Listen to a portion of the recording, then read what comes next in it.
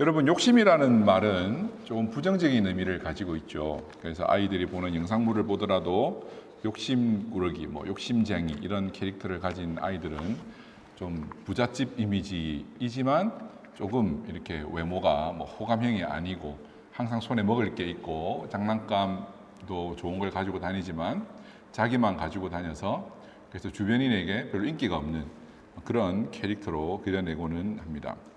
사전을 찾아보면 욕심이라는 단어는 뜻이 이렇습니다. 무엇을 탐내거나 누리고자 하는 마음.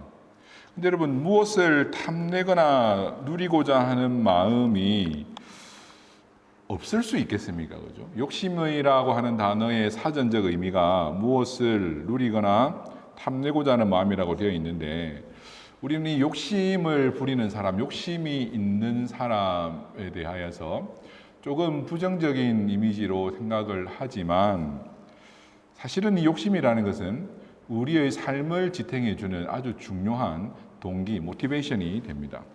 무엇을 탐내거나 누리려는 마음 없이 아무것도 얻을 수가 없습니다. 그래서 식욕은 우리의 생명, 생존을 유지하는 가장 강한 동기가 되고요. 무엇을 원하거나 가지려고 하는 그 소유욕은 오늘도 우리를 일하게 합니다. 아무것도 가지고 싶은 것이 없이 어떻게 일을 할 수 있겠습니까? 혹은 성욕은 우리에게 이성에게 관심을 갖게 하고, 동성이 아니고요, 이성에게 관심을 갖게 하고 그것을 통하여서 아름다운 가정을 세우게 하는 중요한 어떤 욕구 중에 하나이죠. 우리의 욕구를 채우는 것이 우리 삶의 목적이 되어서는 안 됩니다. 그렇다고 하여서 모든 일이 우리의 욕구가 배제된 채로 이루어질 수는 없습니다. 먹고 마시는 것은 다 하나님의 영광을 위한 일이 되어야 하긴 하지만 배고픔 없이 무엇을 먹지는 않습니다. 그러니까 배고프지도 않는데 하나님의 영광만을 위해서 내가 이것을 먹는 게 하나님께 영광이 되는 일이야 하고 먹지는 않는단 말입니다. 배가 고프니까 먹어야 되니까 먹는 중에 그 먹는 것의 결과로 하나님께 영광을 돌리는 삶을 살 힘을 얻게 되는 것이죠. 우리가 필요 없이 하나님만 위해서 돈을 벌지도 않습니다. 이 땅에서 먹고 쓸 것을 위해 우리는 필요를 느끼고 그 필요를 채우기 위해서는 남의 손 빌리지 않기 위해 우리가 열심히 노력하고 수고해야 됩니다. 그 결과로 하나님께 영광을 돌리는 삶을 사는 것이지 하나님의 영광을 위해서만 우리가 일을 하지는 않습니다. 결혼하고 가정을 꾸리는 것도 마찬가지겠죠. 마음에도 없는데 하나님의 영광만을 위해서 마음에 들지 않는 이성과 마음에 끌림이 없는 이성과 결혼하고 사랑을 나누지는 않습니다. 그죠? 이처럼 부정적 개념이 많아 보이는 이 욕심은 우리의 생존을 위한 강한 동기로 작용합니다. 그래서 여러분, 성경은 이 욕심 자체를 부정하지는 않습니다. 우리에게 욕심이 없을 수 없는 것을 인정합니다. 만약 그렇다면 우리에게 있는 모든 욕심이 다 죄가 되어야 되겠죠. 그러면 우리는 죽는 날까지, 물론 우리가 실제로 그렇기도 하지만 이 욕심이라고 하는 죄로부터 벗어나지 못하고 살아가게 되겠죠. 그러면 우리의 삶이 너무 괴로울 거예요. 그래서 여러분, 성경은 욕심, 어떤 우리에게 있는 그 욕구, 우리가 필요를 느끼는 것, 그것 자체를 부정하기보다는 그것을 절제하지 못하고 신앙으로 그 욕심을 제어하지 못하는 것을 경계하고 우리에게 권면하고 있습니다. 10계명의 마지막 계명, 10번째 계명은 내 이웃의 집을 탐내지 말라입니다.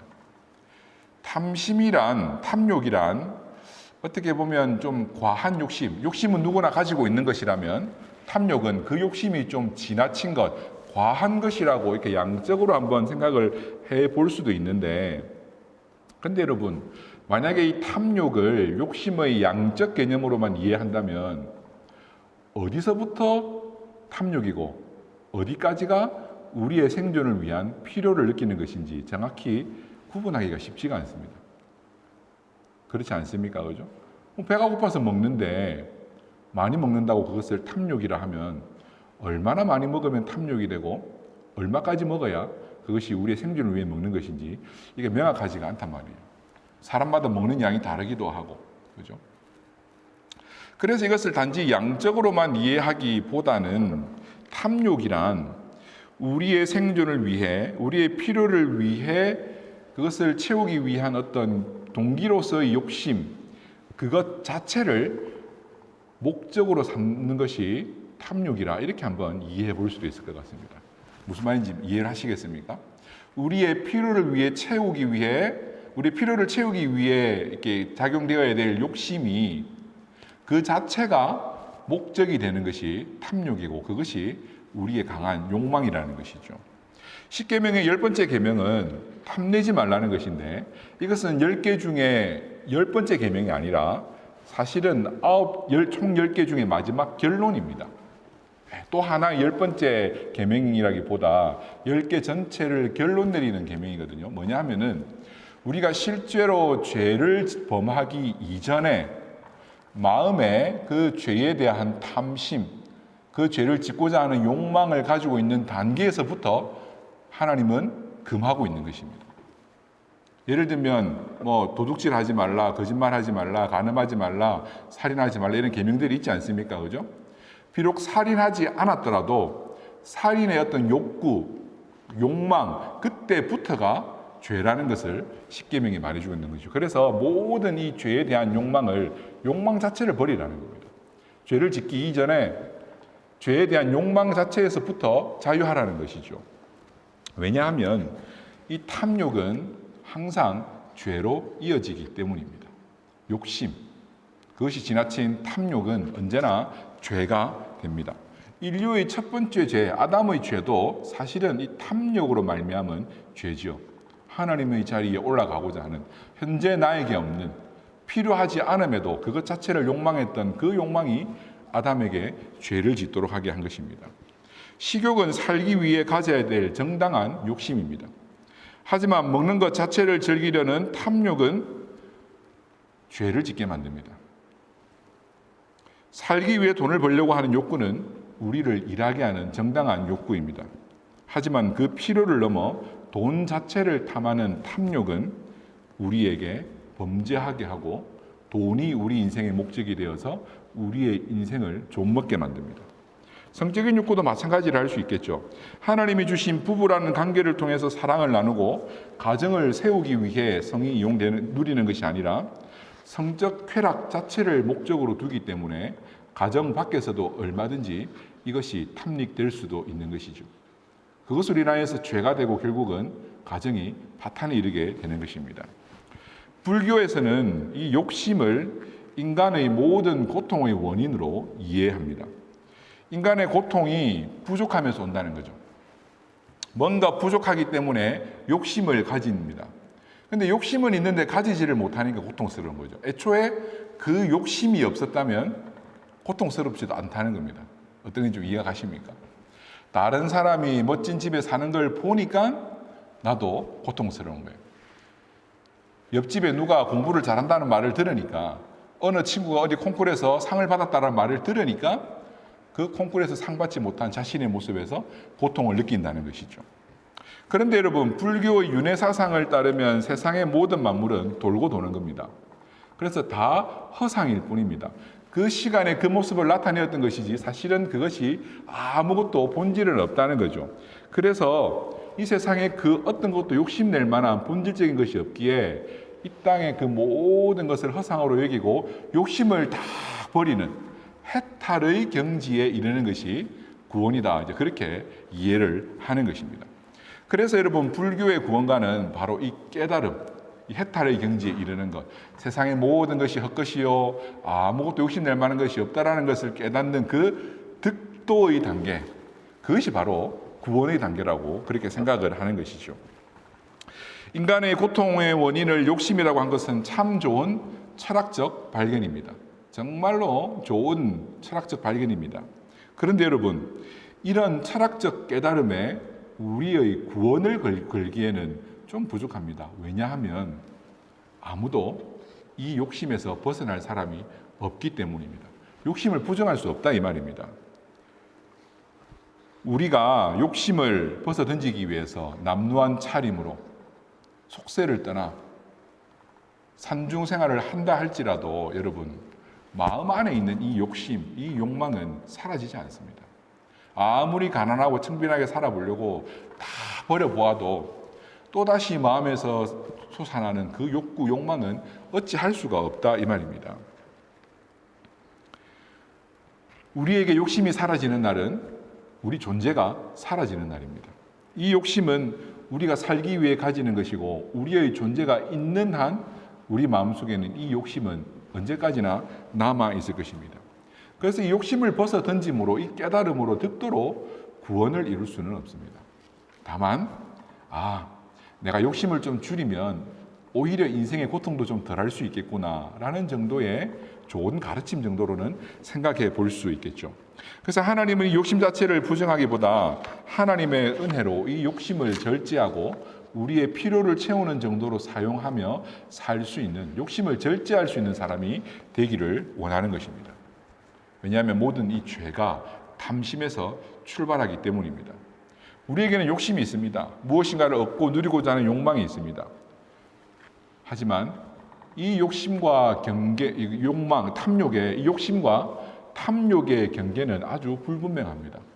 그래서 처음부터 이 탐심을 거절하고 애초에 버리지 않으면 이 불분명한 경계를 우리는 어느샌가 넘어가게 되겠죠.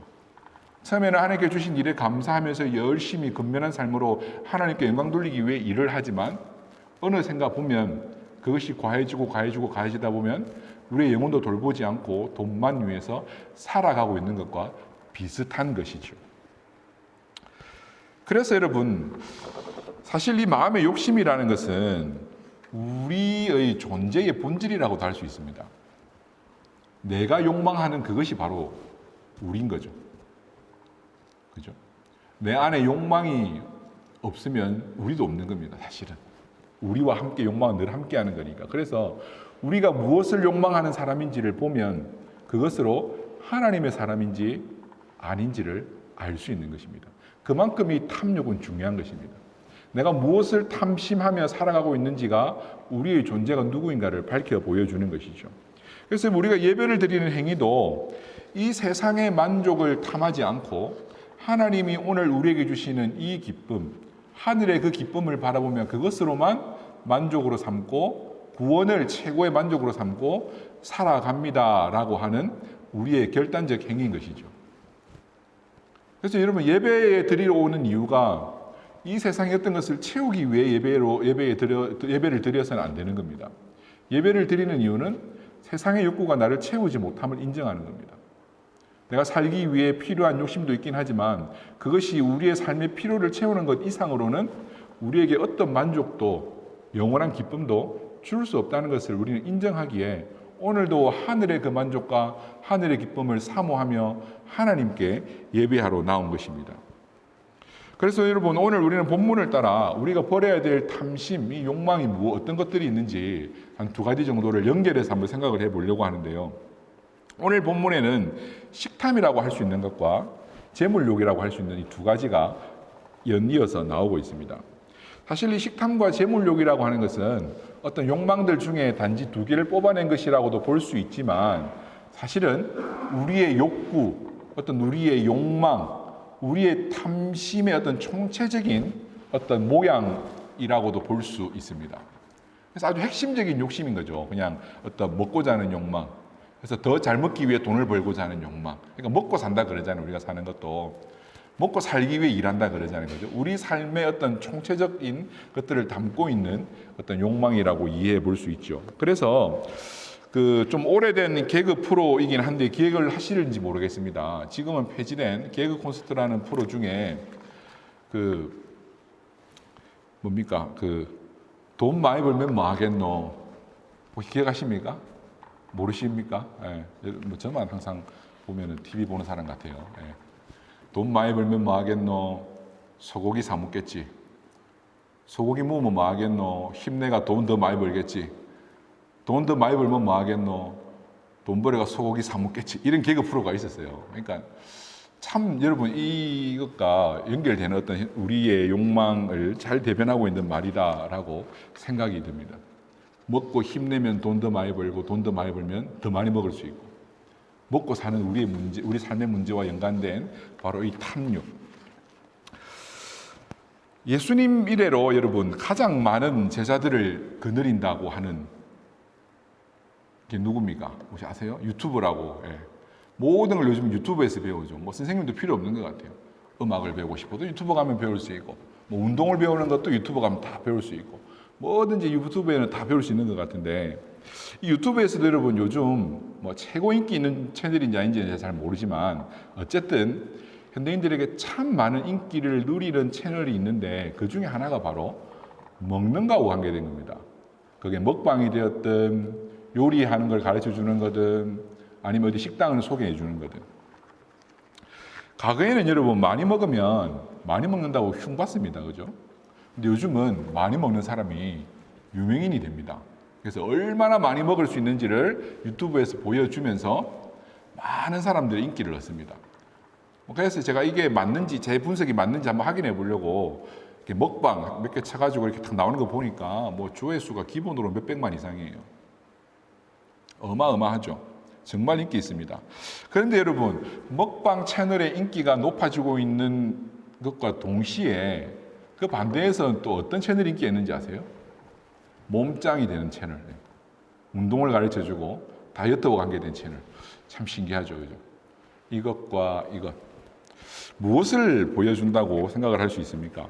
먹고 살만해진 우리 사회에서 지나치게 우리의 몸의 욕구, 그러니까 먹고 싶은 걸 마음껏 먹고자 하는 몸의 욕구든지 아니면 정말로 과거에는 연예인들이나 만들었던 그런 몸을 만들어서 일반인들도 정말 멋진 몸으로 이렇게 좀 자기 몸을 가시하고 뽐내고 싶어하는 이런 몸의 욕구든지 이 몸의 욕구가 정말로 이제 우리에게 큰 관심을 가지고 있다 이런 것을 이제 한번 생각해 볼 수 있죠.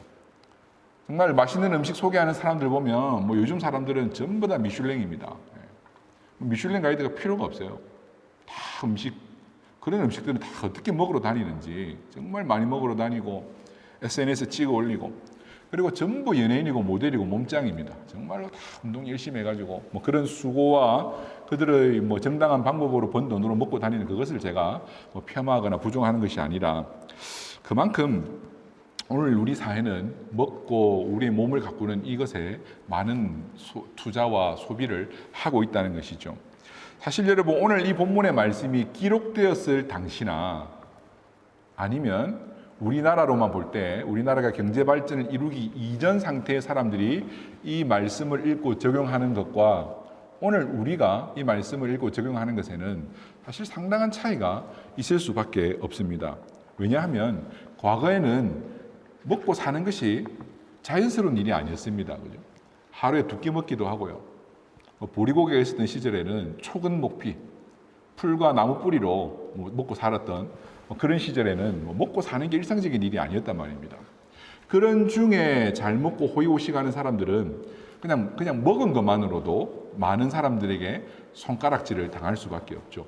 그런데 여러분 오늘 이 말씀을 이 기준으로 오늘 우리에게 여러분 많이 먹으면 안 됩니다. 이 말하는 순간 저부터도 찔리고 그죠? 앉아있는 여러분들도 많이 괴로울 거예요. 그럼 얼마나 먹고 살아야 된다는 건지. 제가 그래서 처음에 말씀을 드렸죠. 이 탐욕을 어느 선부터가 탐욕이라고 경계에 지을 수 있을지 사실 참 어려운 거라고. 개인차도 있고 시대차도 있고. 그래서 여러분 과거에는 여러분 배 나오면 사장님이라 했습니다. 왜냐하면 배 나올 만큼 먹을 수 있는 사람이 흔치 않았던 시절이었거든요. 근데 여러분 요즘은 못 먹고 사는 사람은 없죠. 어떤 걸 먹느냐의 문제지. 양으로도 크게 부족하게 먹는 사람도 없습니다. 잘 없습니다. 있기도 있죠. 근데 그렇게 흔하진 않습니다. 다만 무엇으로 배불리 먹고 사는가, 어디에 앉아서 배불리 먹고 사는가 이 차이죠.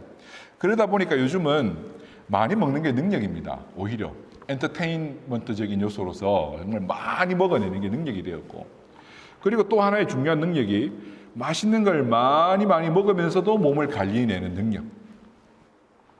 사실 그 정도 몸 유지하기 위해 운동하려면 운동해 보신 분은 알겠지만 일상이 운동이 되어야 돼요. 사실은 먹고 살아가면서 그런 운동하기가 쉽지가 않습니다. 그죠?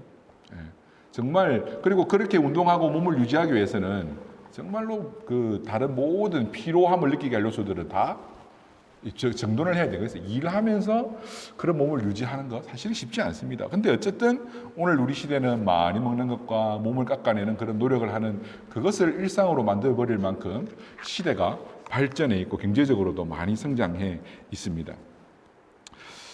그래서 이 말씀을 과거처럼 단지 많이 먹지 말라, 식탐을 내지 말라, 이 정도로만 이해하기에는 좀 어려울 수 있는데, 근데 이제 중요한 원리 하나는 바로 이것이겠죠. 몸의 피로를 채우는 것이 아니라 몸 자체가, 먹고 사는 것 자체가 어떤 피로를 위해서가 아니라 어떤 먹고 즐기는 차원에서 목적이 되어버려서는 안 된다는 것이죠. 본문 1절에서 3절을 한번 보십시오. 식탐을 절제해야 될 것에 말씀을 하고 있는데 1절을 보시면 내가 간원과 함께 앉아 음식을 먹게 되거든 삼가 내 앞에 있는 자가 누군지를 생각하며, 2절의 표현이 참 재밌어요. 내가 만일 음식을 탐하는 자이거든 내 목에 칼을 둘 것이니라. 그러면서 3절 말씀이 그의 맛있는 음식을 탐하지 말라, 그것은 속이는 음식이니라. 과거에는 여러분 높은 관원이 아니면 귀한식 재료를 구할 수가 없습니다. 지금은 누구나 돈만 내면 귀한식 재료로 음식을 만들어 먹을 수 있습니다. 돈이 없어서 그렇죠, 그죠? 맛이 없어서 내 입에 안 맞아서 안 먹는 거지. 뭐 먹으려면 먹을 수 있습니다. 근데 과거에는 감자나 구워 먹고 이런 시절에 높은 관원에게 초대받지 않으면 구할 수도 없는 그 재료들, 그것으로 음식을 만들어 먹을 수 없죠. 그래서 누가 관원에게 초대를 받아서 귀한 음식을 대접받았다 생각을 해봅시다. 평소에 못 먹던 사람이니까 얼마나 눈이 뒤집어지겠습니까? 그죠? 평소 보지도 못했던 산의 진미들이 내 눈앞에 펼쳐져 있는데 오늘 먹으면 죽을 때까지 언제 먹을지 모르는 이 귀한 음식들 어떻게 해야 되겠습니까? 하나라도 더 먹어야 되겠죠. 그러다 보면 이성을 잃고 식탐을 낼 수밖에 없는 것입니다. 그런데 여러분, 그렇게 긴장이 풀려서 막 개걸스럽게 먹어대고 있는 그 사람을 앞에 둔 관원은 마음에 어떤 생각을 가지고 있겠습니까?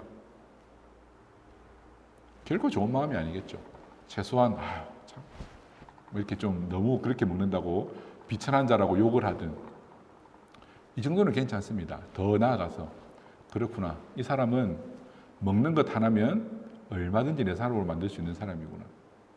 세상에 공짜가 있습니까? 이 관원이 뭐 하려고 이 낮은 사람에게 이런 음식을 베풀겠습니까? 뭔가 시키려고, 그죠? 뭔가 앞으로 부리려고 하는 목적이 분명히 있습니다. 세상에 공짜는 없습니다. 그래서 여러분, 음식을 먹고 어디 초대를 받으면 그 앞에 있는 사람이 누군지를 확인하고 음식 먹는 것도 절제를 해야 되는데, 아무리 오늘 먹으면 다시는 못 먹을 음식이라 하더라도 그 음식이, 그 귀한 음식이 우리 인생에 아주 중요한 것은 아니기 때문에 절제하고 그 앞에 선 사람을 보면서 긴장하고 먹을 것을 조심하라는 겁니다. 어느 정도까지요? 목에 칼을 두어서라도 그거 탐하지 말고 절제하면서 먹으라는 거예요. 그 음식은 속이는 음식입니다. 음식은 우리를 속이는 겁니다. 여러 가지 측면에서 음식이 우리를 속인다고 생각해 볼 수 있는데, 여러분, 세상에 공짜가 없기 때문에 이 높은 관원이 나를 부를 때 어떤 이유가 있기 때문에 이 음식은 속이는 음식일 수도 있습니다. 이 음식 먹고 나면 그 사람한테 탁 걸려드는 겁니다. 그래서 앞으로도 이 음식 먹기 위해서는 이 사람 앞에 무릎 꿇어야 되겠구나. 그래서 그 음식 먹는 것이 식탐이 목적이 되기 때문에, 필요가 아니라 목적이 되기 때문에 앞으로는 그 음식을 얻어먹기 위해서는 죄도 지을 수 있고 부당한 명령에도 기꺼이 순종할 수 있는 사람이 되는 거죠. 그게 오늘 우리가 먹고 살기 위해 무슨 일이든지 하고 있는 것과 사실은 똑같은 것이죠.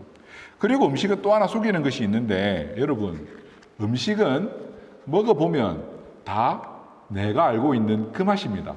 아닙니까? 새로운 음식이라 하지만 사실 먹어보면 그냥 내가 알고 있던 그 맛이에요. 근데 먹기 전에는 새로운 것이 있을 것 같고 이거 먹으면 정말 며칠이 행복할 것 같지만 사실은 먹을 때 행복합니다. 예. 그걸 부정하는 건 아닙니다.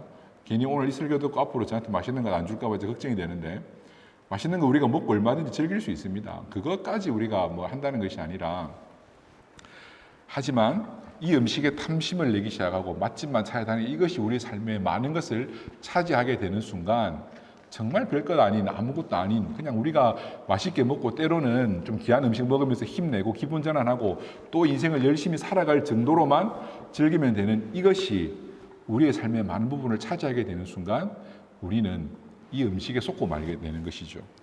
먹어보면 다 똑같은 그 음식, 그 맛, 음식 먹고 돌아오는 카드값 받아보면 쏘갔구나 알게 되는 겁니다. 먹을 때만 맛있었지 카드값 결제할 때는 전혀 음식 맛이 기억도 안 난다 이 말입니다.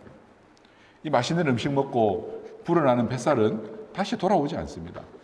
입에서는 맛있지만 우리의 몸에 항상 다 좋은 것은 아니라는 말입니다. 여러분, 과거에는 산의 진미를 보면 눈이 돌아갔지요. 요즘은 산의 진미를 보면 뭐가 돌아갑니까? 스마트폰이 돌아가지요. 맛있는 접시가 나오면 과거에는 막 눈이 뒤집어져 가지고 먹었는데 요즘은 스마트폰부터 꺼냅니다. 사진을 찍습니다. 그리고 뭐 합니까? 잠깐만 하고 인스타나 페이스북에 얼른 올립니다.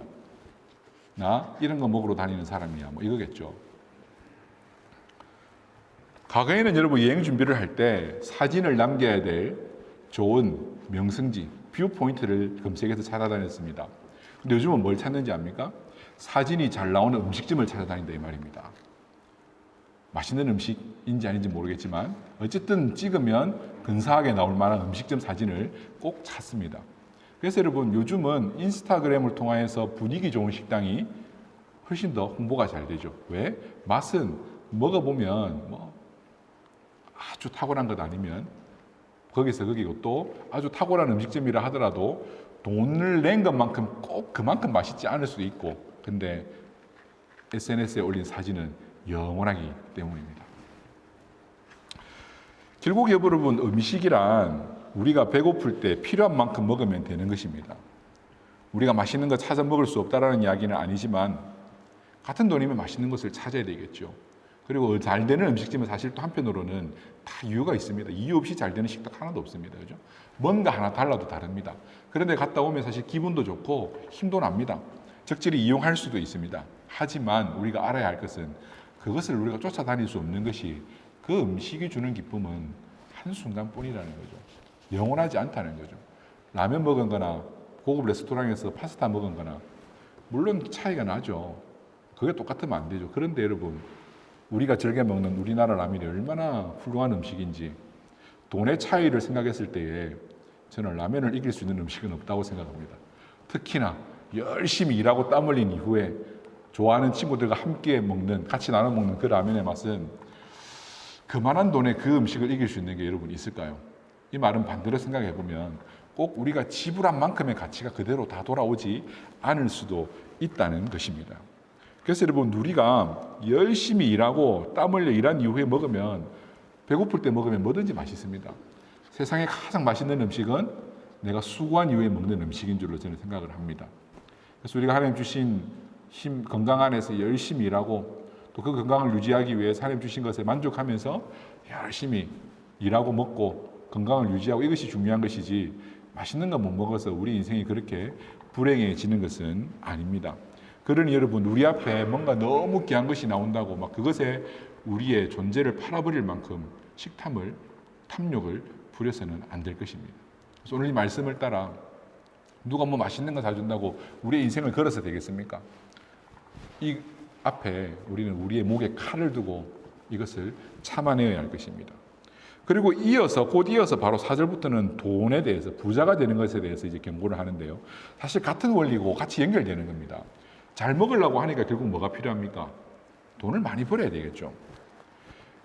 그래서 여러분, 잘 먹기 위해서는 이 관원에게 초대받은 것처럼 좀 부정한 초대를 할지라도 초대를 받든지 아니면 자기가 돈을 많이 벌어야 하거든요. 그래야 맛있는 음식을 사 먹을 수 있습니다. 그래서 여러분, 맛있는 음식 그리고 고급진 식당에 한번 길들여지고 나면은 꼭 자기가 그렇게 된 것인 줄 알고 늘 그것만 먹으려고 하죠. 그러다 보면 사실은 돈도 더 많이 벌어야 됩니다. 물질력은 여러분, 우리에게 꼭 필요한 겁니다. 이것이 있기 때문에 우리가 열심히 일할 수 있죠. 돈이 있어야 우리 필요를 채우죠. 돈 자체를 우리가 이렇게 막 터부시할 수는 없는 겁니다. 남의 손에 도움을 받는 것보다 내 힘으로 열심히 돈 벌어서 사는 것이 훨씬 더 하나님께서 기뻐하시는 삶입니다. 그런데 여러분, 돈이 많으면 좋겠지만 세상에 공짜는 없죠. 많은 돈을 벌기 위해서는 나의 더 많은 것을 갖다 바쳐야 됩니다. 그렇지 않나요? 그래서 여러분, 돈을 많이 벌면 뭐 시간이 되었든 건강이 되었든 뭐 부모에게 많이 물려받아 가지고 그냥 돈으로 돈을 벌 수 있는 사람이 아닌 다음에야 내 시간과 건강과 노력을 바치지 않고 돈을 더 많이 벌 수 있는 사람은 없습니다. 그래서 여러분, 그래도 어쨌든 돈을 많이 버는 건 좋은 일이긴 하겠지만 하나 알아야 할 것은 우리가 부자가 되기 위한 목적으로 열심히 그렇게 돈만 벌고 살았다가는 우리가 많은 것을 잃어버린 이후에야 돈보다 더 귀한 것도 있었다라는 것을 알게 될 것입니다. 4절 5절을 보시면 이런 말씀을 합니다. 부자가 되기에 쓰지 말고 내 사사로운 지혜를 버릴지어다. 내가 어찌 허무한 것에 주목하겠느냐. 정령이 재물은 스스로 날개를 내어 하늘을 나는 독수리처럼 날아가리라. 잠시 우리가 재물을 누릴 수는 있겠으나 이것은 독수리처럼 때가 되면 또 날아가기도 한단 말입니다. 그래서 이것을 우리의 삶의 목적으로 삼고 살았다가는 이 목적이 빼앗겨버릴 그때에는 우리의 인생도 함께 무너져 내리는 것이죠. 여러분, 우리는 왜 열심히 일해야 됩니까? 우리는 열심히 일하고 땀 흘려 일해야 됩니다. 그것은 변함이 없습니다. 그런데 그 이유와 목적이 다른 거죠. 먼저는 우리가 열심히 일해야 되는 이유는 남에게 피해를 주지 않고 먹고 살기 위해서 우리는 일해야 됩니다. 그죠? 하나님께서는 우리에게 건강 주셔서 우리가 경작하여 땀 흘리고 수고하여 먹고 살도록 하십니다. 우리가 땀 흘려 열심히 일할 때 하나님께서 우리에게 복 주시는 분입니다. 우리가 수고한 것에 보상하여 주시는 분입니다. 하지만 우리의 기본 욕구로서 인정될 만한 물질 욕은 사실은 여기까지입니다. 우리의 필요를 위하여서. 주기도문에도 나오잖아요. 오늘 일용할 양식을 위해 기도하라고 가르쳐 주셨지, 내일 먹을 양식도 재워 놓을 수 있도록 기도하라고 하는 예수님께서 가르쳐 주시지 않으셨습니다. 그날 먹을 것은 그날에 족한 겁니다. 우리의 기본 욕구로서 인정받을 수 있는 물질 욕은 사실은 여기까지죠. 그럼 그 다음부터는 우리가 왜 일해야 됩니까? 그러면 오늘 먹을 만큼만 딱 일하고 말아야 됩니까? 그럼에도 불구하고 계속 일해야 되는 이유는 사실은 돈보다도 일 자체의 목적이 있는 것이죠. 하나님께서는 우리에게 이 세상을 맡겨주셨습니다. 무슨 일이 되었든 우리는 하나님의 청지기인 줄로 믿습니다. 내가 하나님께서 나에게 주신 이 일을 열심히 하는 것이 성도에게 마땅한 본분입니다. 그것이 세상을 해치는 일이거나 사람에게 피해를 주지 않는 이상 하나님께서 우리에게 주신 직장은 우리가 열심히 하나님의 형상을 드러내고 이 세상이 무너지지 않도록 이 세상을 가치롭게 세워나가도록 주신 하나님의 어떤 직업이, 하나님 주신 직업이요 사명인 줄로 믿습니다. 그래서 이것으로 우리의 필요도 채우고 하나님께서 이 세상을 유지하기 위한 방편으로서 하나님의 성도들에게 일하라 하신 그 사명을 따라 일하는 것이겠죠. 그러면 그 다음에 물질의 복이 더 따라올 수도 있고 안 따라올 수도 있는 겁니다. 그죠? 신앙적으로는. 물질은 그렇게 우리에게 따라오면 우리에게 필요한 기본 욕구, 먹고 사는 것을 채우는 것으로 우리는 끝이 났기 때문에 그 다음부터는 더 좋은 일에 사용하고 남을 위해 좀 베풀기도 하고 그리고 우리 가족을 위해서도 조금 더 쓸 수도 있고 이런 차원으로 나아가는 것이지, 애초에부터 그 돈이 목적에 대해서 우리가 인생을 살아가다 보면 우리의 인생에 큰 만족은 없고, 만족이 있다 할지라도 그것은 독수리 날개와 같이 날아가 버리면 끝이 나버릴 그런 어떤 만족이라는 거죠. 그래서 여러분, 우리가 돈 버는 일은 좀 별개의 문제고 그 돈을 벌어서 하나님을 위해 거룩하게 살아야 된다 이렇게 생각을 할 수 있는데, 사실은 그게 아니라 우리가 돈 버는 일, 우리에게 주신 직업, 이것의 출발 자체가 사실은 거룩해야 되는 겁니다. 그냥 그 일 자체로서도 하나님 앞에 귀한 일인 거죠. 돈 버는 것은 거기에 하나님께서 더하여서 주시는 것인 줄로 믿습니다. 그래서 여러분, 우리는 일을 할 때에도 그 일 자체가 하나님 앞에서 거룩한 일이 되도록 노력해야 되는 것이죠. 그렇지 않으면 그 일의 목적이 거룩하지 않은 일로, 돈을 위한 일로 변질될 수밖에 없는 것입니다. 6절 7절을 보십시오. 악한 눈이 있는 자의 음식은 먹지 말라고 하시지 않습니까? 우리에게 음식을 베풀어 놓고 악한 눈으로 우리를 바라보는 자 앞에서 음식을 먹고 있지 말라고 하는 겁니다. 조금 맛없는 거 먹어도 크게 사는 데는 지장이 있기 때문에 그거 먹기 위해서 악한 자 앞에서 우리의 인생을 내어놓지 말라는 겁니다. 우리의 마음은 오직 하나님이 주시는 은혜로만 채워지고 만족되는 줄로 믿습니다. 귀인이 음식을 줄지라도 그 마음을 우리에게 주지는 않는단 말입니다. 우리에게 마음을 주시고 우리에게 참 만족을 주시고 우리에게 영원한 만족을 주시는 분은 우리를 지으시고 우리를 구원하셨고 우리를 사랑하시는 우리 하나님 아버지뿐인 줄로 믿습니다. 여러분, 탐욕을 절제하는 것은 아주 중요합니다. 식욕도 그렇고 물욕도 그렇고 우리의 생리를 위해 가장 기본적인 욕구이기 때문에 애초에부터 이것을 제어하지 못한다면 이 욕구는 기준선을 언젠가는 나도 모르는 사이에 넘어가 있을 겁니다. 불교에서 말하는 것처럼 우리는 이 욕심을 버리고 살 수는 없기 때문에 항상 이 욕심을 가지고 살아야 되기 때문에 이 탐욕이 우리에게 훨씬 더 위험한 것이 되는 것이죠. 왜? 이 욕심이 자라서 언제든 탐욕으로 변할 수 있기 때문입니다. 우리는 무엇을 탐하며 삽니까? 내가 탐하는 것이 가장 솔직한 나의 자기 정의요, 자기 설명입니다. 내게 탐욕이 있다면 그 탐욕이 나입니다. 내가 탐하는 그것이 나입니다. 돈을 탐하는 사람은 돈입니다. 그냥. 그죠? 뭐 또 다른 성공을 탐하는 사람이 있다면 그것은 그냥 성공이 자기입니다. 자기는 없는 거죠. 그러면 우리가 하나님을 욕망하고 하나님을 갈망하고 산다면 우리가 어떤 자가 되는 것입니까? 바로 우리가 하나님처럼 살아가게 되는 것이죠. 하나님의 그 은혜로 살아가게 되는 것이죠. 그래서 여러분, 하나님을 만족하지 못하는 사람, 어떤 내 마음에 강한 욕망, 어떤 탐욕, 탐심이 있는 사람은 하나님으로 만족하지 못하는 사람이기 때문에 그에게는 예배의 만족이 없습니다. 말씀을 들어도 마음에 기쁨이 생기지가 않습니다. 오직 내 욕심이 채워져야만 마음에 기쁨이 생깁니다.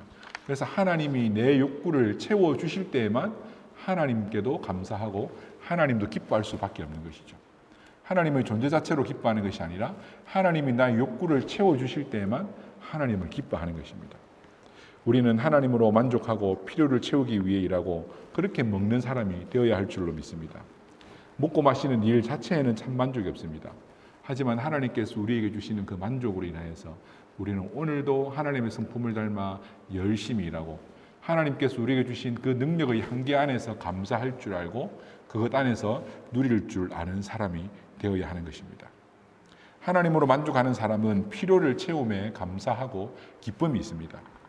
그래서 여러분, 더 귀한 것을 먹으면 더 기쁩니다. 왜?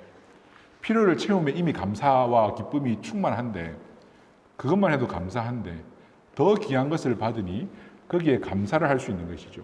그런데 여러분, 필요를 채움에 감사하지 못하는 사람은 아무리 귀한 것을 갖다 줘도 끝나지 않는, 채워지지 않는 그 욕망 때문에 감사는커녕 계속해서 더 불평하고 더 불만스럽고 인생의 고통이 더할 수밖에 없는 것이죠.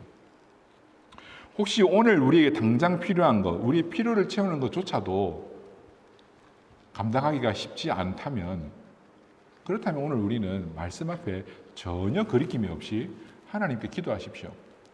예수님께서도 우리에게 그런 기도를 가르쳐 주셨습니다. 오늘 필요한 것을 채우지 못했다면 오늘 필요한 것을 위해 기도하라고 말입니다. 오늘 필요한 것이 있는데 그것을 채우지 못하였다면 그것에 대해서 욕심내고 기도하는 것에 대해서 전혀 부끄러워하지 마시고 하나님께 당당히 요구하십시오. 하지만 우리의 필요가 채워졌고 하나님께서 우리의 필요를 아시고 다 부어주셨다면 그 다음부터는 하나님께 정말로 조그만 것 하나라도 감사하며 사시는 여러분 될 수 있기를 바랍니다. 더 좋은 것, 더 귀한 것, 남이 가진 것, 그것에 탐심을 내는 순간 그것은 끝도 없는 수령이며 그 어떤 것을 가져보아도 사실은 상상할 수 있을 정도의 그 정도의 기쁨밖에 안 되는 것인데 그것으로 인하여서 우리의 영원한 기쁨이 하나님 주시는 은혜와 기쁨을 놓칠 수밖에 없는 것입니다. 그래서 오늘 이 말씀을 따라 정말 우리에게 있는 필요를 위한 욕심을 넘어서는 탐욕과 탐심은 없는지, 무엇에 우리가 그렇게 탐심을 내고 있는지 한번 고민을 해보시고 그것이 있다면 하나님 앞에 내려놓고 하나님이 채워주시는 기쁨으로 한번 바꾸어 볼 수 있는 우리 성도님들 되시기를 바랍니다.